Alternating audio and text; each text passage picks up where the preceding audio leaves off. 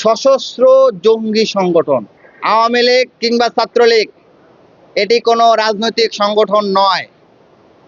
একসময় এটি রাজনৈতিক সংগঠন থাকলেও থাকতে পারে, কিন্তু এটি এখন কোনো রাজনৈতিক সংগঠন নয়, বরঞ্চ জাতিসংঘ স্বীকৃত সশস্ত্র জঙ্গি সংগঠন, যাদেরকে সরাসরি জুলাইয়ে এবং জুলাইয়ের পূর্ববর্তী বিভিন্ন সময়ে সরাসরি বন্দুক কুচিয়ে গুলি করে মানুষকে হত্যা করতে দেখা গিয়েছে। সুতরাং এই সংগঠনটি হচ্ছে সশস্ত্র জঙ্গি সংগঠন এবং এদের তুলনা হয় আইএসআই কিংবা অন্যান্য যে জঙ্গি সংগঠনগুলো রয়েছে তাদের সাথে।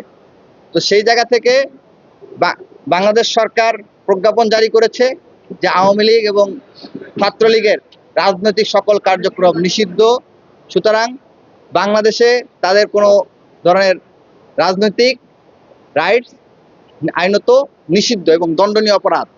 কিন্তু আমরা বিস্ময়ের সাথে লক্ষ্য করছি 12 ফেব্রুয়ারিতে নির্বাচন হয়েছে, 13 ফেব্রুয়ারিতে আমরা লক্ষ্য করেছি পঞ্চগড়ে স্থানীয় বিএনপি নেতার উপস্থিতিতে এবং তার শেল্টারে প্রকাশ্যে ইউনিয়ন আওয়ামী লীগের অফিস খোলা হয়েছে এবং তার একদিন বা 2 দিন পরে 2 দিন বা 3 দিনের মধ্যে প্রায় 15 থেকে 20টি জেলায় আওয়ামী লীগ এবং ছাত্রলীগের অফিস খোলা হয়েছে। তাহলে এটি কাদের ছত্রছায়া হচ্ছে?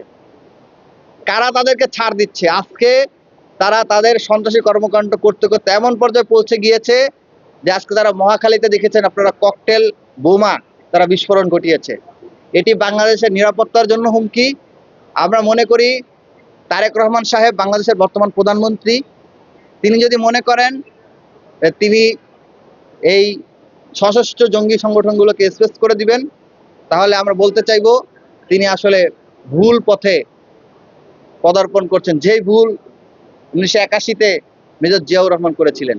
মেজর জিয়াউর রহমান এই ফ্যাসিস্ট হাসিনা ওয়াজেদকে বাংলাদেশে যখন রাজনীতি করার সুযোগ করে দিয়েছিল, তার অল্প কিছু দিনের মধ্যেই আপনারা জানেন ভারতীয় এবং চক্রান্ত এবং অনেক কনস্পিরেসি থিওরি পাওয়া যায়, যেখানে জানা যায় যে শেখ হাসিনার মদদে এবং পরিকল্পনায় বা বিভিন্নভাবে বিভিন্ন বক্তব্য আসে যে আমরা কিন্তু দেখতে পেয়েছিলাম তার দেশে পদার্পণের অল্প দিনের মধ্যেই জিয়াউর রহমানকে শহীদ হতে হয়েছিল।